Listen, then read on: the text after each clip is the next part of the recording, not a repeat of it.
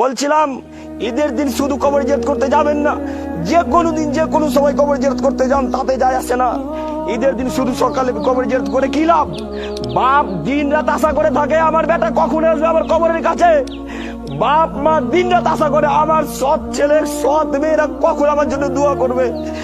ওই বাপ অপেক্ষায় থাকে যে আমার সৎ ছেলেরা সৎ মেয়েরা আমার জন্য দোয়া করবে।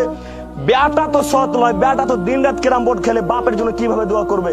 বাপ অযোগ্য পিতা ছিল।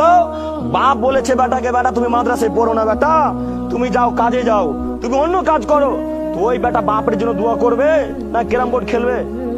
ওই বেটা তো ক্যারাম বোর্ড খেলবে, বাপের জন্য দোয়া করবে না। বাপ মাকে সতর্ক হওয়া উচিত, ছেলেকে সুশিক্ষায় শিক্ষিত করা উচিত। আপনি মরার পর যেন আপনার ছেলে মেয়ে আপনার জন্য কান্না করতে পারে, কবরের কাছে গিয়ে একবার বলতে পারে দুই হাত তুলে, আল্লাহ আমার বাপ মানুষ ছিল, সাধারণ মানুষ, আল্লাহ অতএব তোমার বাপকে ক্ষমা করো। এই বাক্যটুকু তো বলতে পারি, আরবি বাক্য মনে নেই, তাতে কি আছে?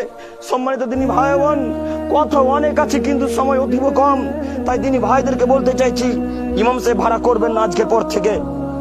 ইমাম সাহেব ভাড়া করা লাগে না, ইমাম সাহেব হুজুর সাহেব ভাড়া করা লাগে না। বাপের কবরের কাছে গিয়ে আল্লাহকে একবার বলেন, বলতে বলতে বলতে বলতে বলতে এক পর্যায়ে দুই চোখের পানি ফেলে দিয়ে বলেন, আল্লাহ আমার বাপ সাধারণ মানুষ ছিল, আল্লাহ তোমার বাপকে ক্ষমা করো।